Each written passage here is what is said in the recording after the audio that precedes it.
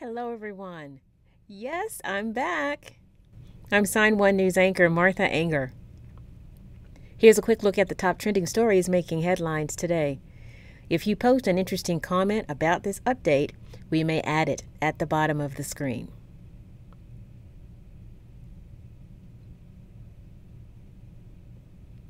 Right now, it's a state of emergency in Jackson, Mississippi.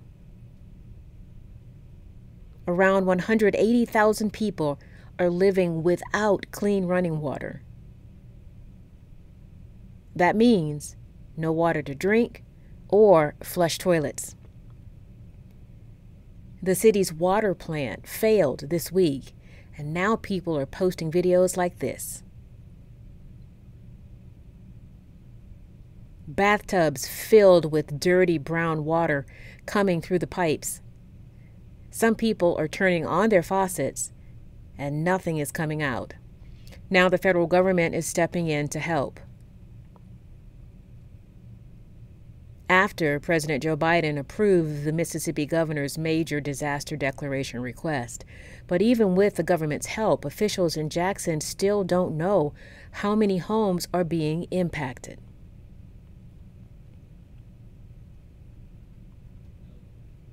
No, it is not possible for us to quantify the number of homes. I mean, it wasn't even possible for the city of Jackson to actually send bills to all the homes that were receiving water. We certainly can't just wave a wand and determine which homes are and which homes are not. What we do know is that if you are, we do have an ability to see where the water levels are in the various pumps that are situated around the city. We know if the water levels in the tank are particularly low. If you live closer to the tank, you probably have better pressure than if you live further away from the tank.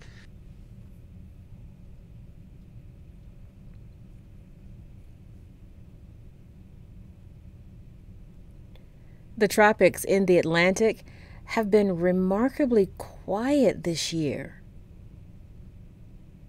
so far.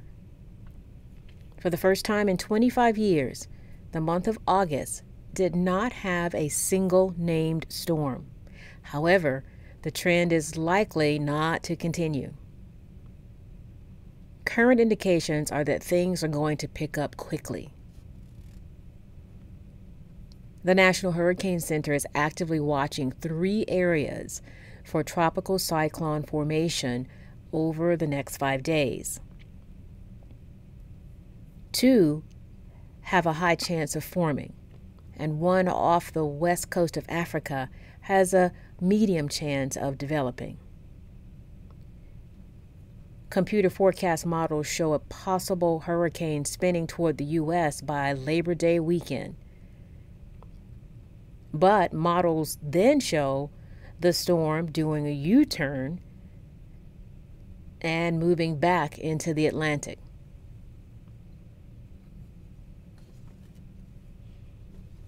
As always, Sign1News will post any emergency weather-related press conferences with sign language interpretation to keep our viewers in the path of any storms informed and safe.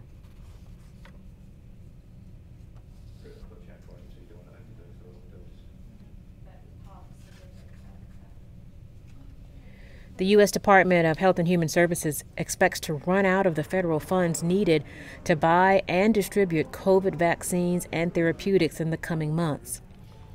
According to an HHS official, the department has acquired 170 million updated COVID boosters for fall and winter vaccination campaigns, but will no longer have money to buy or distribute the vaccines as early as January.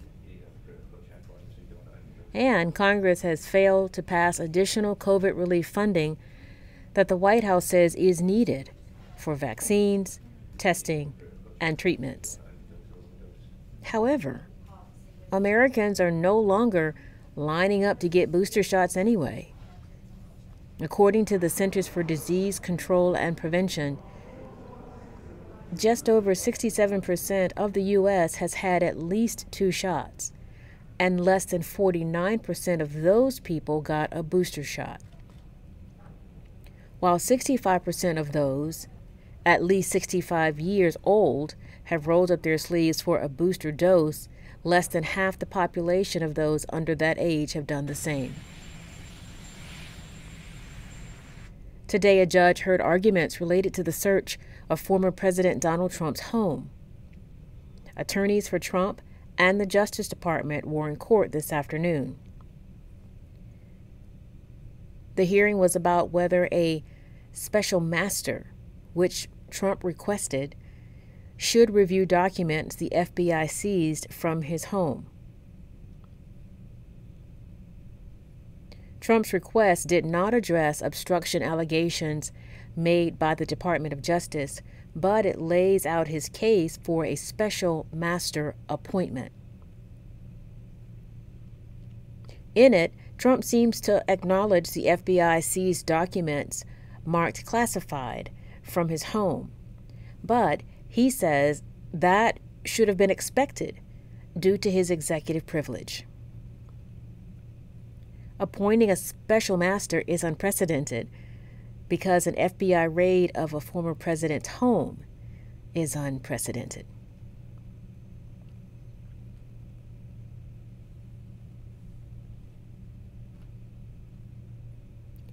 Former Republican Governor Sarah Palin's plans for a political comeback has failed. She lost a special election in Alaska to replace Republican Don Young in Congress. Young died back in May. However, Palin's loss ushered in a historic new political era for Alaska. Palin lost to Democrat Mary Peltola. She makes history as the first Alaska native to go to Congress.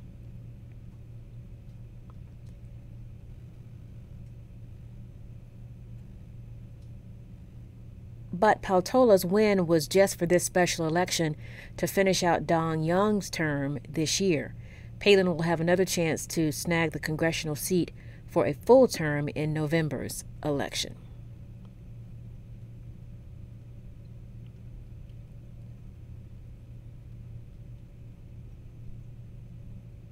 Congratulations to NBA superstar Steph Curry. The four-time NBA champion is now officially a college graduate. He left college early 13 years ago to enter the NBA draft, but he promised himself he would finish. He completed his degree in sociology in May and planned a special event to celebrate, a graduation ceremony for one. He invited the entire school to celebrate with him, and thousands of people showed up. In addition to the graduation, Curry was honored by Davidson College by retiring his number 30 jersey.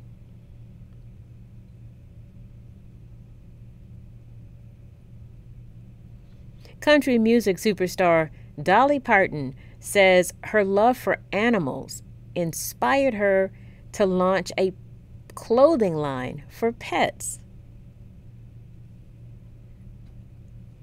It's called Doggy Parton.